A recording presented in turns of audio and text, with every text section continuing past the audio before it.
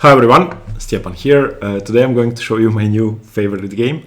This was played in round 3 of the Croatian League, and this game features two puzzle positions, like definitely puzzle-worthy positions, where when we reach them I'm going to ask you to pause the video and try to solve them.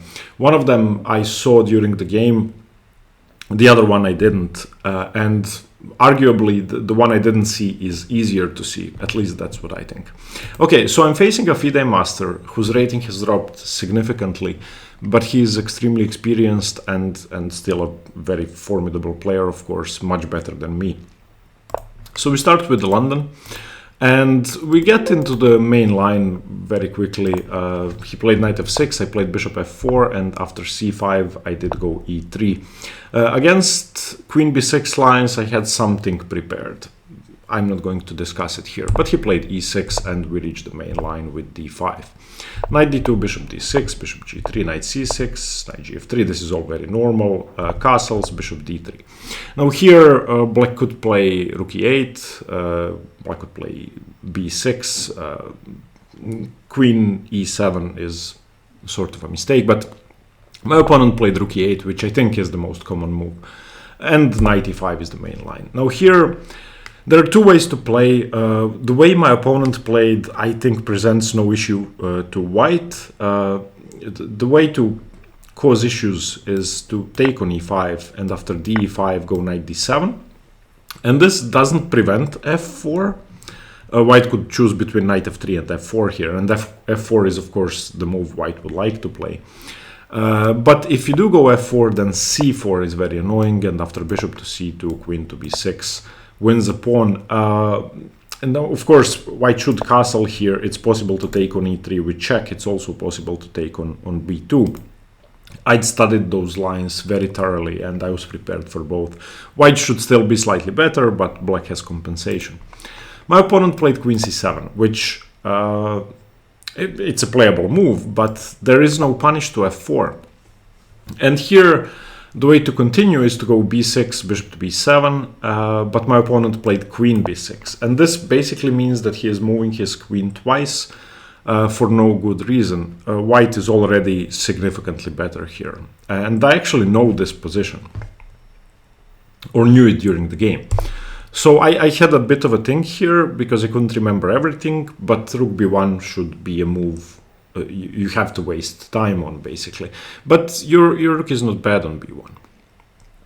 Okay, and here a6 was played. After a6, white is practically winning. Why? Well, there's this pattern of undermining the defense of h7 and f7 with bishop to h4. There is no good response to this move.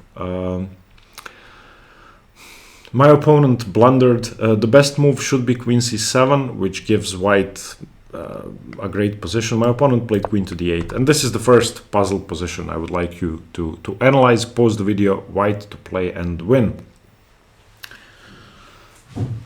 Okay, this one I didn't see during the game.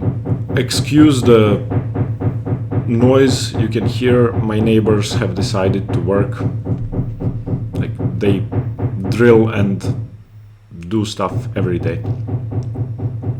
Okay, so I didn't see this because I had a plan in mind, but this is actually winning straight away with a typical Greek gift. You take bishop h7. Let's look at all three options. So if king h8, I mean, okay, king f8 and king h8 wouldn't have to look at. King h8, knight f7, check wins the queen.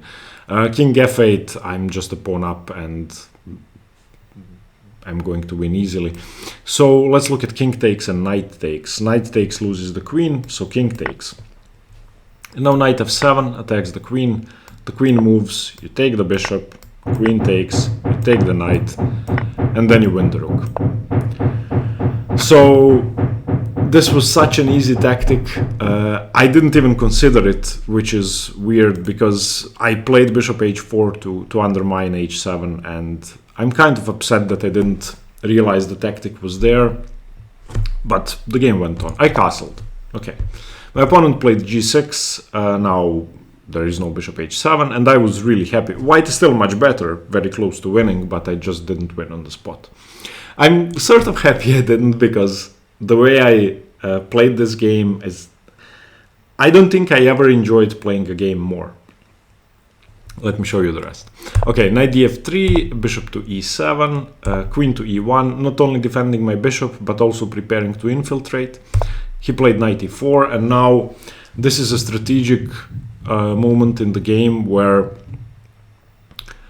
I calculated for about 15 minutes and not really calculated, but looked at the late middle game that's going to arise after we trade.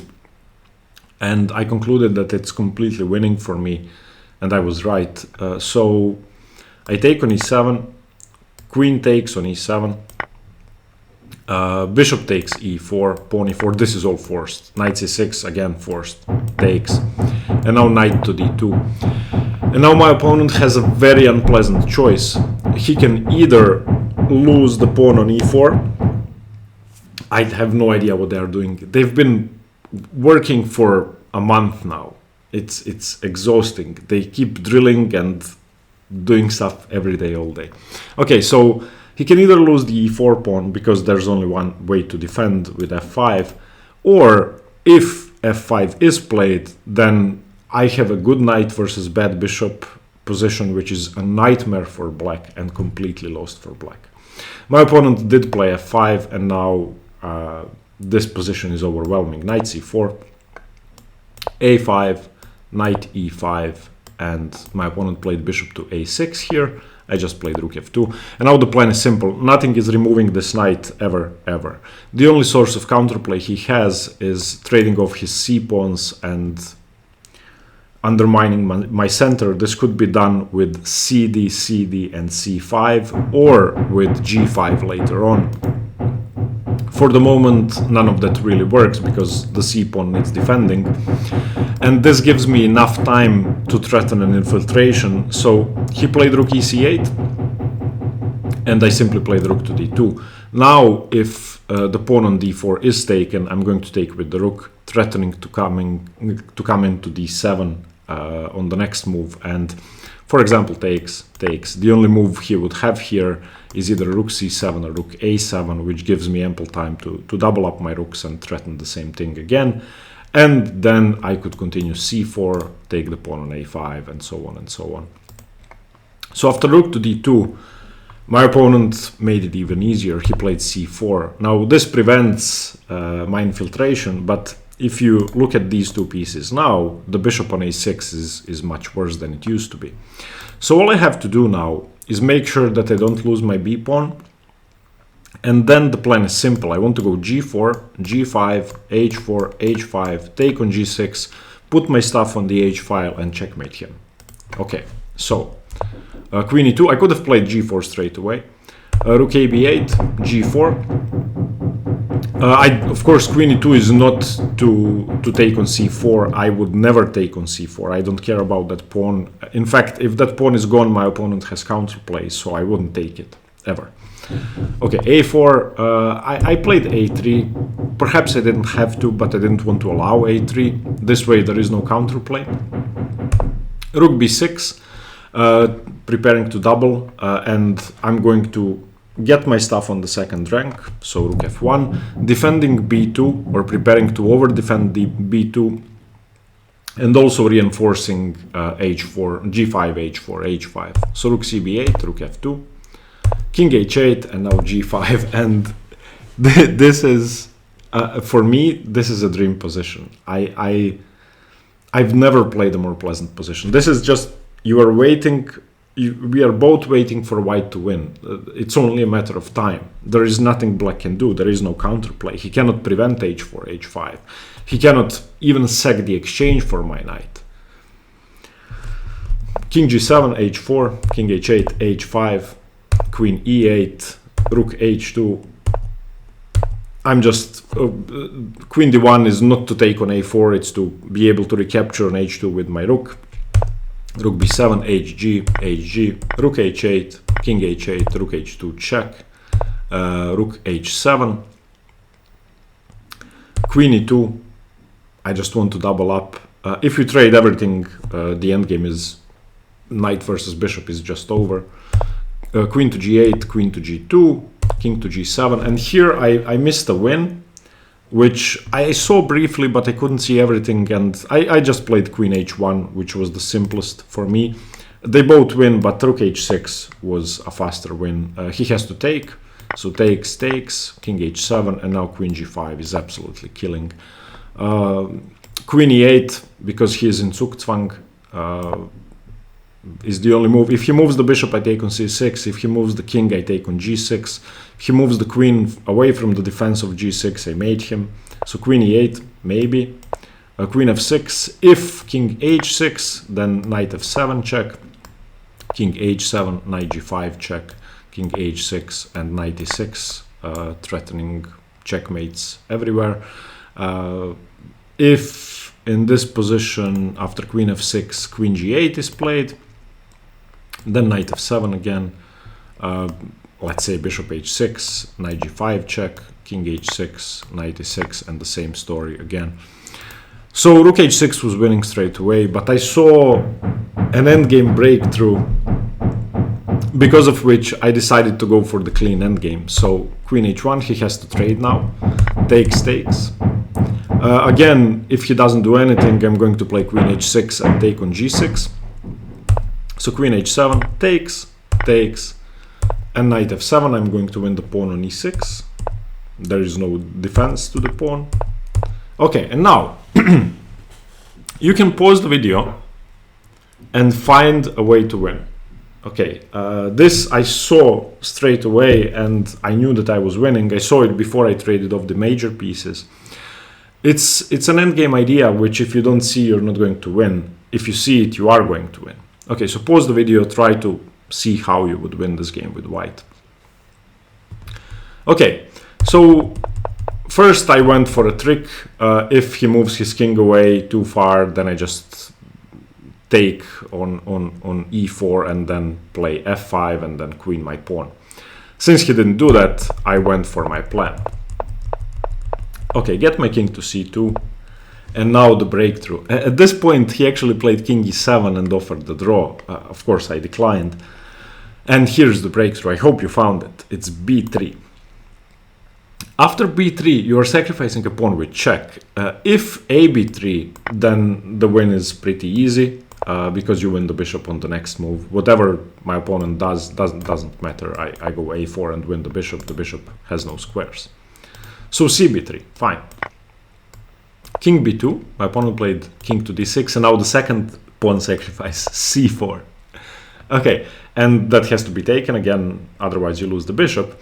But the point is, you're going to get both pawns back, and you're going to have a way into the position. So bishop c4 forced, knight a4, king c7, knight c5, king b6, knight takes b3. Now you have a passed pawn. You have the c5 square for the knight, and your king is coming in. This is hopeless. Okay, king b5, knight c5, bishop f7, king c3, move your king up the board, a4, restriction, bishop d5, and now knight d7. If the pawn on a4 is taken, I go knight e5, take on g6 and queen, so bishop f7, knight e5 anyway, forcing bishop to e8, and my opponent is in Zugzwang. King b3, he has to move the king, the bishop has no squares, no pawns can move without giving up material, so king a6, king b4, king b6, knight c4 check, king a7, king c5. This is, it's just hopeless. I'm just going to win all the pawns, or the bishop. Bishop f7, knight e5. Of course, if I allow him to trade, I still win, but this is quicker. Bishop e8, a5, king b7, king d6, king a6, king e7, and the final move of the game was c5. I didn't take the bishop, I took on c5, and my opponent resigned. I just didn't want to allow any counterplay. I could take the bishop, and after dc, cd, ed, e3, I just go king f7, and if e2, I go knight f3. And I don't know, king a5, king g6, king b4, king f5. I'm in time to defend my knight. There is nothing he can do. So yeah, I was so happy with this game. I think it's the most beautiful endgame I've ever played. It wasn't hard, but I enjoyed it so much. It was just... It's easy to enjoy a game when you have an easy dominating position to play. Again, I'm sorry about the neighbors. It's probably going to be like that for some time. Okay, so my next tournament is starting in 5 days. I've been preparing a lot. I'll try to show you the rest of the games I played last month before the tournament starts. There haven't been many. I'll do my best to show them all. Okay, thank you very much for watching. I hope you solved both positions and that you liked the game. Stay tuned for more chess. See you later. Bye bye.